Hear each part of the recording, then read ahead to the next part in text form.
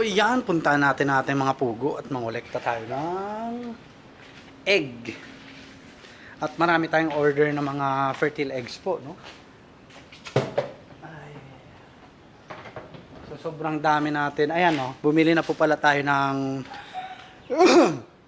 isang sako ng Quail Layex Pilmeco. Subok ko kasi ito. Maganda po talaga to, no? Itong Avimax, no? Na pampugo talaga yan. Ayan, no? Oh. 'Di ba? Oh. Pampugo talaga. Tapos Enerton, maintenance lang. Bali 2,500 plus po 'yan, no? 2,500. So doon na tayo kumuha sa kinita natin sa kanila. Yes po, no? Isang buwan na nilang pagkain 'yan, no? Sobrang tipid po ng ating pugo, no? Kasi maliliit lang sila eh.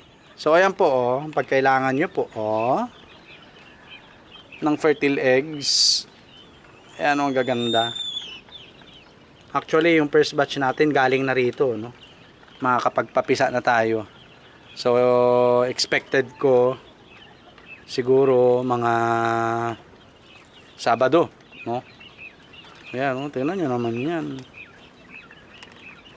Yan, sa mga gusto po magsimula, pero walang malaking budget na panimula, no? Pwede po kayo mag-start dito sa fertile eggs, no? At ito yung way ko para maibahagi ko rin po itong ating mga similya ng pugo, no? So, kontakin nyo lang ako. Meron din tayong tawag rito. Meron din po tayong seller, no? Si Boss Mar Maestro, ayan. Nangungumisyon siya para makatulong tayo, no? Yan lang ang may tutulong natin sa kanya, pero yung bibili siya ng sisiw na ilang piraso, hindi po natin magagawa po 'yun, no? So hindi natin magagawa. So maghanda ng 18,000, no? Para sa 500 heads na RTL. Ayan. Kasi po mahirap to, no? Pag nasira natin yung quail farming industry, bibigay ako per peraso, tapos magpaparami sila. Bandang huli, marami na kami. 'Di ba? And it's a sort of kakaroon na rin ng labanan, no, sa market, no? So yun po yung iniiwasan natin. Plus, pwede naman po eh. Nga lang kasi pag per peraso po, may mga maiiwan per batch, no? Sabi ko nga ang labanan ng quail farming business is, ito may puti oh. Quail farming business po ay quantity, no, quantity. Ayan. Ayan. So kailangan may upload na rin natin to at mawawalan daw ng kuryente. Ayan, no? Pinakain ulit natin sila, no? At para at least maganda ang pangangatawan nila, mangitlog ng mangitlog, no? Kasi meron tayong order 500 quail fertile eggs po, no? And that is 2,500, no? Pasok ulit ang pera sa atin. At nakakatuwa lang kasi nakakapag-start na tayong kumita talaga ng pera. Masasabi kong kumikita talaga, no? Hindi katulad po sa teka nga. Sa manok, okay naman siya eh. Okay naman po ang manok. Wala akong masabi rin sa manok, no? Dito muna to. Nga lang, sa manok po kasi is one time big time ka eh, no? One time big time ka.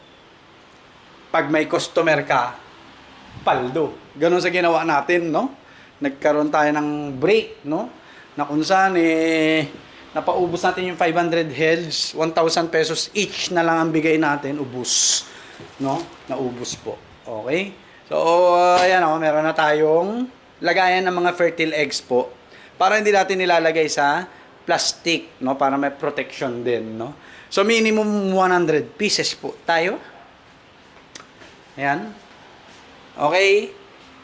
Yan lang po ang available nating eggs, no? Mga fertile eggs. Okay? Okay? At kung may bibili, Lalo sila tita ko, mga pinsang ko, bibenta ko naman, no? As stable eggs na lang siya. Hindi naman nila i-incubate, eh, no? So, ingat-ingat din tayo sa pagbebenta ng ganyan, no? Sasabihin, mahirap kasi hindi rin po ako naglilihim, no? Hindi ako naglilihim talaga. Okay? Hindi po ako naglilihim.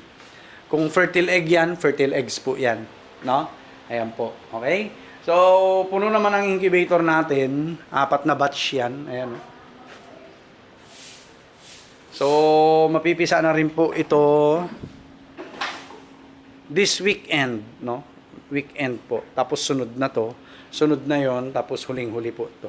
So, yun, no? Ang cycle po natin, salang sa incubator, pupunuin natin, minsanan, 5 days tayo magkokolekta ng itlog, ganyan. Tapos, the rest ng mga collection natin na fertile eggs, pambenta po, no? 18 days.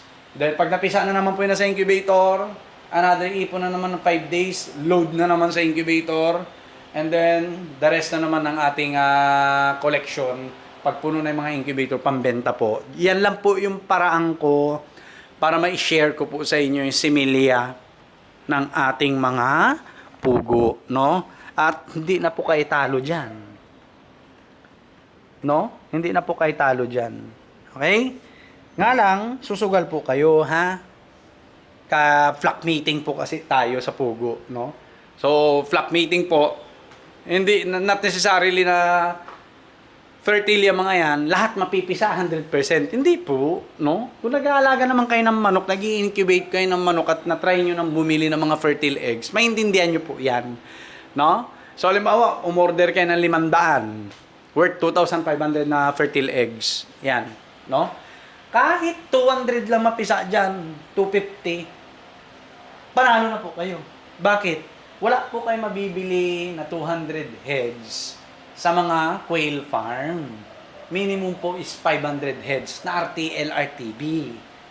Ano? So, 18,000 yun. Minimum po 500 heads. No? Unlike sa fertile eggs, 500 pieces kinuha mo, 2,500 lang. Nakapagpapisa ka ng 200, panalo na po kayo doon. Panalo na po kayo doon. Kasi may nag-chat sa akin, no? Na yung iba daw walang laman. Ganun po talaga. Flock mating po kasi tayo. Hindi siya katulad ng manok na pwede ka mag-selective breeding na isang pares. Pwede nyo naman gawin yon kung mayaman kayo, no? Marami kayong kulungan, no? Marami kayong budget para panggawa ng kulungan. Pwede. So, yan po. Available yan. Fertile eggs po natin. 5 pesos each. Minimum 100 pieces. Alright? So, yun lang po. God bless. Mawawalan daw ng kuryente. Kailangan may upload na natin to. Ay.